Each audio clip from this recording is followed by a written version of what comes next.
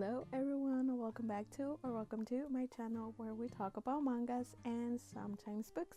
As for today's video, I actually didn't read a lot of manga, so this is all I'm going to be talking about, plus some manga that I read online. So I think I'm going to start off with the ones that I read online, and then we can move on to all of this. Okay, so for the ones that I read online, I'm going to be putting the image here.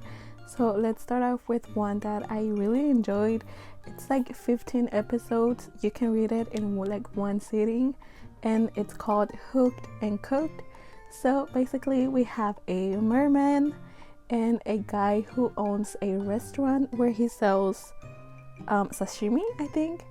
And the merman guy, he goes into this guy's restaurant, and that's how they meet.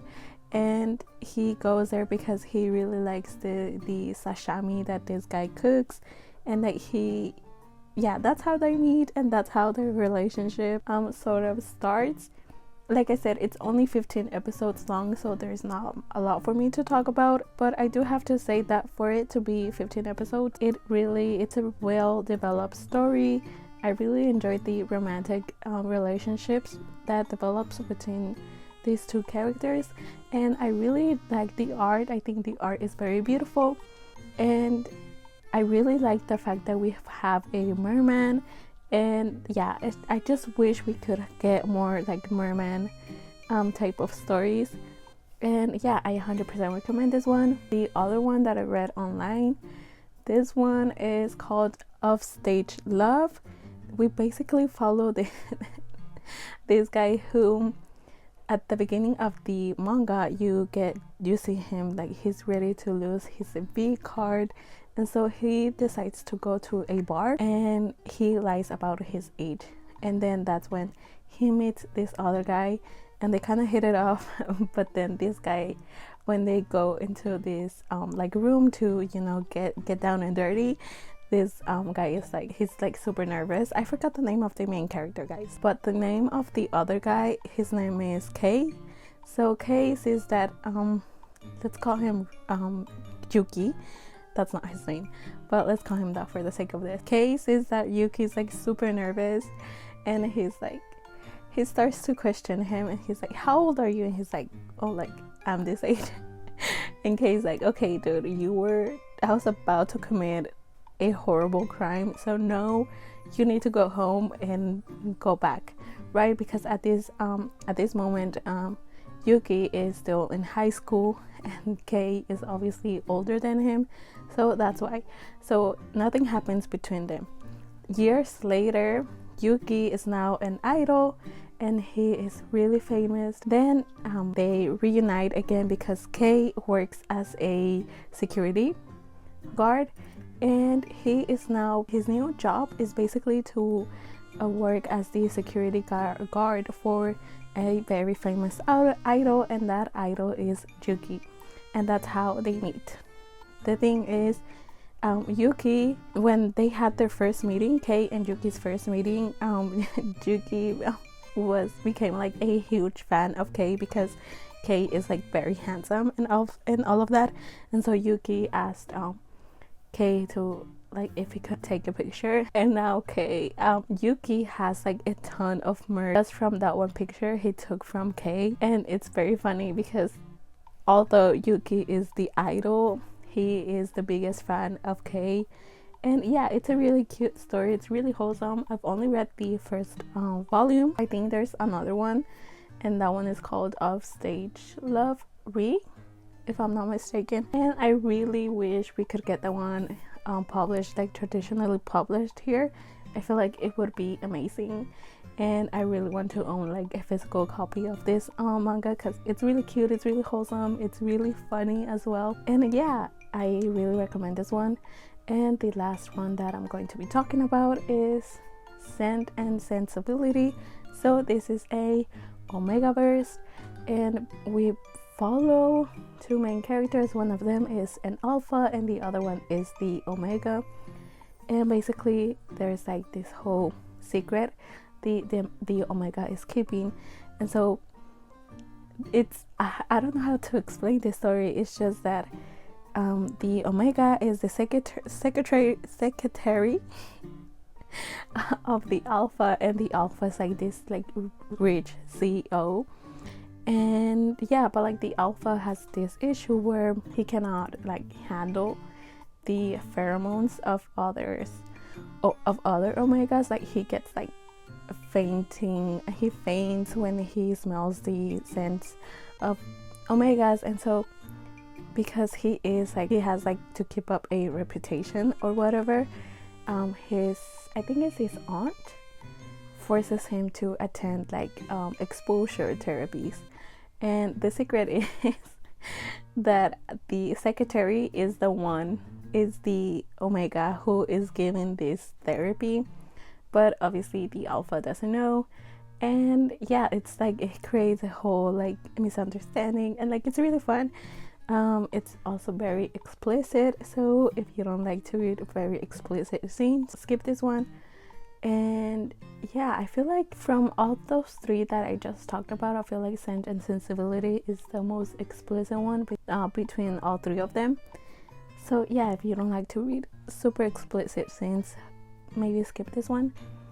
But yeah, that's all I read online. Well, the ones that I actually enjoyed, and I think that everyone should give it a read.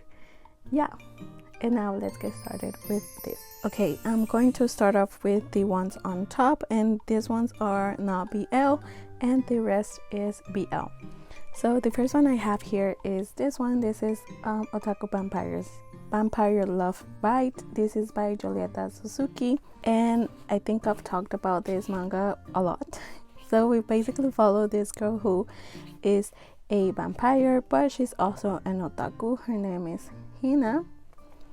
And so she lives in like Transylvania, and then she decides to move to Japan so she can collect and buy merch from her favorite anime. And that's where she meets this guy who looks a lot like the main character of one of her favorite animes, and turns out that they're neighbors.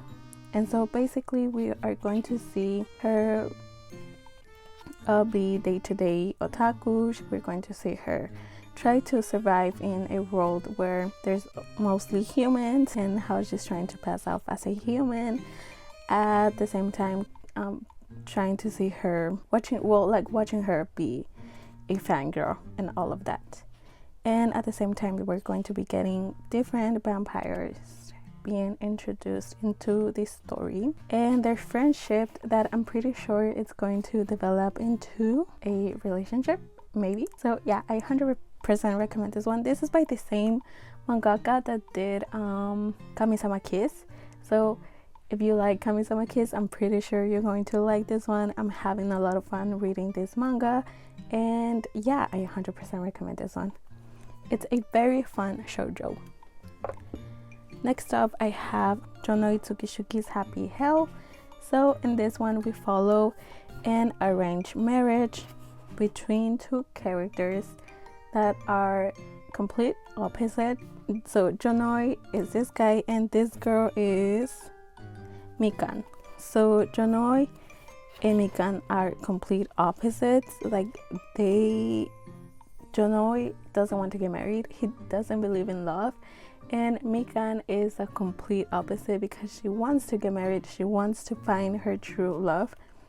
Sadly, that's not going to happen because now they are both entering an arranged marriage, and you basically see them struggle with one another, basically because Mikan is like, she's very happy-go-lucky, and Jonoi is very grumpy. He doesn't like Mikan because he thinks she's like a bobblehead and like there's nothing up in that brain. So Jonoi, although he doesn't like it, she doesn't like her, they do try to get along. And I feel like as the volumes go on, we kind of see Jonoi softening up towards Mikan, and Mikan being a bit less annoying. And yeah, I really recommend this one. I enjoy reading arranged marriage in stories, whether it's in manga or books. So yeah, I was going to like this one, and I 100% recommend it. And the only duty that I have here is this one, which is the guy she was interested in wasn't a guy at all. And this is the first volume. Oh, I forgot to mention, this is by Sumiko Arai. And I forgot to mention, this one is by Hina Sakurada. So back to the guy she was interested in wasn't a guy at all. Yeah, so we follow two characters. One of them is like a huge fan of music and the other one works at a music store, and that's basically how they meet. This is Aya and this is Mitsuki. So Aya has always been going to the store basically because she has a huge crush on Mitsuki, who she thinks is a guy. And as the title says, she realizes that Mitsuki is actually a classmate and they actually sit next to each other, and that's when she starts to figure out her feelings towards Mitsuki, and she's obviously going to be confused, but things get resolved. And yeah, I've only read the first volume, but I really enjoyed this story. I think it's really cute and wholesome, and I cannot wait to read the second volume, and I think the third one just came out. But yeah, I really recommend this one. I think this manga is great for those of us who have never read Judy. This was not my first Judy, but I feel like if you want to get into Judy, it would be amazing to start with this one because it's really soft, it's really cute, and yeah, I 100% recommend this one. And now let's move on to the BL. Okay, so for the BL, I'm going to focus first on the one-shots, and then I'll move on to the series. So for this first one, we have Terano-kun and Kumasaki-kun, and this is the cover. Well, this is the cover, and this is the inside art, and this is by Yoriko. So in this one we follow Terano and Kumasaki-kun. So this is Terano and this is Kumasaki, and they're complete opposites because one of them is like the class president and the other one is considered a troublemaker, a gangster, I guess, but that's not the case. Kumasaki-kun is actually like a big softie, and the only one that realizes this is Terano-kun when he gets asked to get Kumasaki-kun to attend class. And yeah, you can see the moment Terano-kun falls for Kumasaki, and they start to spend time together, and then feelings start to develop, and then there's a relationship. And yeah, it's a one shot. I feel like there's another volume for this one, but I'm not sure if we're going to be getting it anytime soon. So for now, it's only a one shot. And yeah, I 100% recommend this one. It's really fun. I really like how Terano-kun is the one who's like the actual grump in the relationship, even though Kumasaki-kun is considered like the gangster and like the one who's always grumpy. It's actually Terano, but I really like how Terano is like so soft and like so in love with Kumasaki-kun. And yeah, there's a panel that I really like. Look at them, they're so in love with one another. Yeah, I 100% recommend this one. Please give this one a try. Like I said, it's only a one shot, so you only have to read this one volume. Another one that's a one shot is this one, which is Daisy Jealousy. This is by Ugeretsu Tanaka, and this is the art inside. And in this one we follow college students who are working, I think, in like game design or something like that, and that's basically how they meet. And there's like an accident that happens where there's a bit of a misunderstanding, and I don't know how to explain it, because like I said, this is only a one shot, so again, this is the only thing you have to like read. And for me to give like way too much detail into the story, it's going to like ruin it. If you want to read it and go into it blind, just know that we follow college students, and there's a separation after I'm pretty sure someone confesses their feelings, and there's like a misunderstanding, there's a separation, and then they reunite again a couple of years later. And then there's like the pining, the like wanting to be with the other person, but like having that doubt of whether or not the person wants to be with you. There's also like talk about like imposter syndrome, and yeah, it's a really good story. I really enjoyed it, and I feel like I want to read something that goes and explores a little bit more beyond the relationship. It goes and explores the actual feelings the characters are going through. I 100% recommend this one. Daisy Jealousy, one of my favorites for a reason, and I 100% recommend this one. And if you want to know more about it, I will link the video where I'll talk about this one down in the.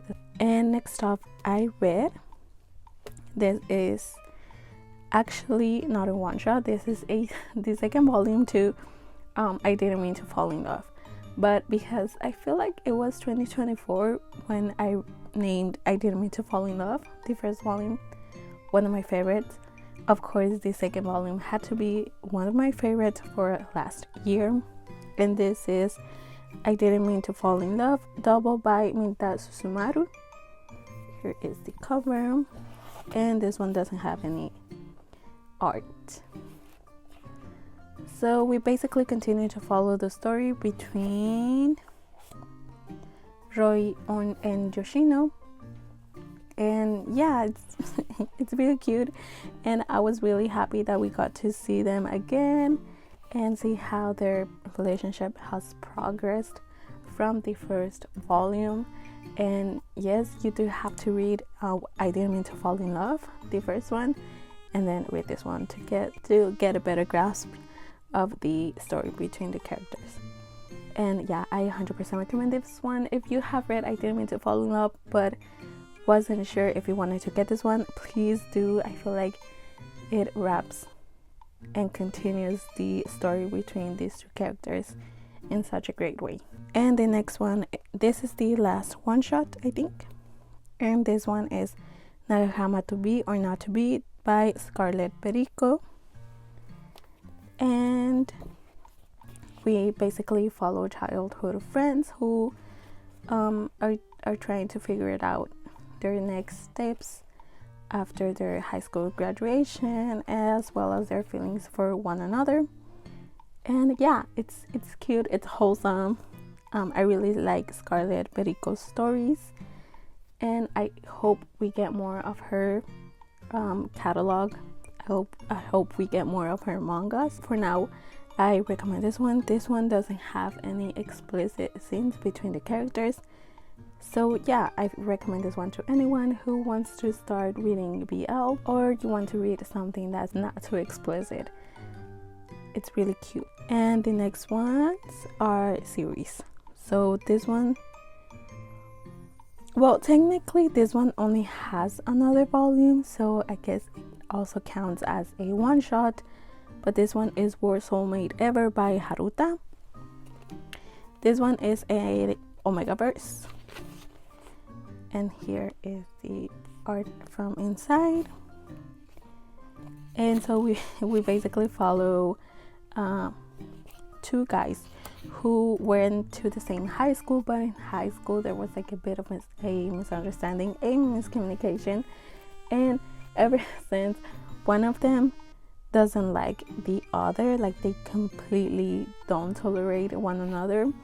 So this is Shishikura and this is Kotani. So in high school, like I said, there was a bit of miscommunication when Kotani misheard something, and now he doesn't like Shishikura, and years later they reunite again at their job, and Kotani really doesn't like, and Shishikura is very much like, I will not tolerate this. So Shishikura and Kotani are always fighting. It's an Omegaverse, it's very explicit, and something happens. They go on a trip and they sort of like start fighting with one another until that fight leads to something else. and that leads to Kotani and Shishikura noticing that there is that tension that they feel to be something else that will lead to them becoming a couple. And yeah, I 100% recommend this one. This one is very explicit, so if you don't like to read those types of mangas, maybe skip this one. Yeah, and this one does have a second volume, which is Worst Soulmate Ever Proposal, and that one basically wraps the entire story. So there's only 2 volumes to this one. And one of my favorites, we are getting to the last 2 volumes, and this one is one of my favorites. This is My Dearest Patrolman by Niyama, and this one has a total of 3 volumes, and this is the cover art. And so we basically follow cops. Well, one of them is an ex-cop retired, and the other one is currently active. There's an age gap, and one of them has been in love with the other for a really long time, and is the reason why he joined the police department. But now the only time he can see him is when he goes to the convenience store that is owned by this person's family. And yeah, feelings start to develop, feelings start to be discovered after a kiss, and one of them confesses his feelings for the other. And the relationship that develops between these two is so cute, it's so wholesome. It's like you can feel the love between these 2 characters. Like the love comes out of the page. I don't know how to describe it. It's one of my favorite mangas. But yeah, I 100% recommend this one. This one is really cute, it's really wholesome, and the fact that you see them not only discover their feelings and accept their feelings for one another, but you see them go through like different stages in their relationship as the volumes go on, and the fact that Niyama managed to create such an amazing romance between these 2 characters in only 3 volumes is fascinating. I recommend this one. Please read this one. And just so you know, it does have explicit content, but it's not a lot. And I feel like kind of like it brings the relationship between these 2 characters to like a whole other level. So I don't mind the explicit scenes in this manga. And we are to the last manga, and I actually think I talked about this one before, like last year, 2 years ago, but this is Stay by My Side After the Rain. This is by Shoko Rakuta. Here is the cover and the inside art. And we follow 2 classmates who ex-classmates. They were friends when they were in high school, but then Kanade is this one, and this is Masahiro. So Kanade, when he was in high school, he hid the fact that he was, that he liked guys from his friend, and then once they graduated, he decided not to stay in contact with anyone from his high school, and especially that friend he had a crush on. They were really good friends, but a rainy day brought them back again.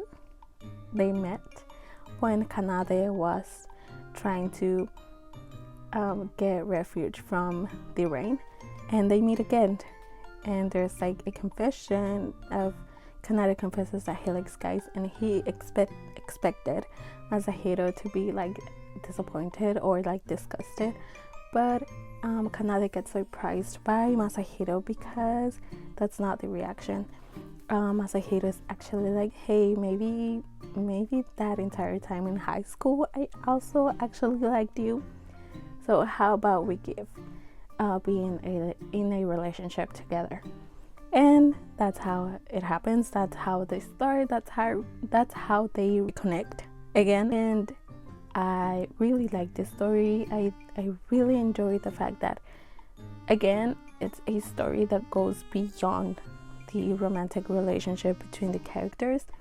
It also explores the coming out to each other's families, especially Masahiro, because his mom was like, always mad, like, you've only ever dated women, like, what's going on? I really did not like his mom, but she kind of like, you kind of get, she changes, but like at the beginning you don't like her. I didn't like her, but yeah. We also see Kanade finally being honest with his family and like coming out to his family. Please read this manga, it's so beautiful and it's amazing, and I 100% recommend this one. If there's a BL that everyone should read, that everyone should give it a chance, is this one. I cannot say it enough. Please read Stay By My Side. After the Rain, you are not going to regret it. It's a great story. It's also not too explicit for those of you who don't like to read explicit scenes. And yeah, this one only has 4 volumes as of now. I'm not sure if it's still ongoing. I'm going to search that up for you guys and for me because I really like this story. But yeah, please read this one. There's, like I said, if there's a BL you should all read, it's this one. And that's it. This is the last manga I needed to talk about. Oops. And yeah, this was all my favorite mangas of last year, and hopefully this year I will read everything that I owned, all the manga that I bought last year. That's going to be my main focus, so expect to get more vlogs, more reading vlogs from me, and list hauls. So yeah, and with that being said, thank you all so much for watching. Let me know down in the comments below which BL or which manga you would like to read from the ones I recommended, or what was your favorite manga of last year. Let me know down in the comments and I will be reading you. And yeah, thank you for watching, and I will see you all later. Take care. Bye bye.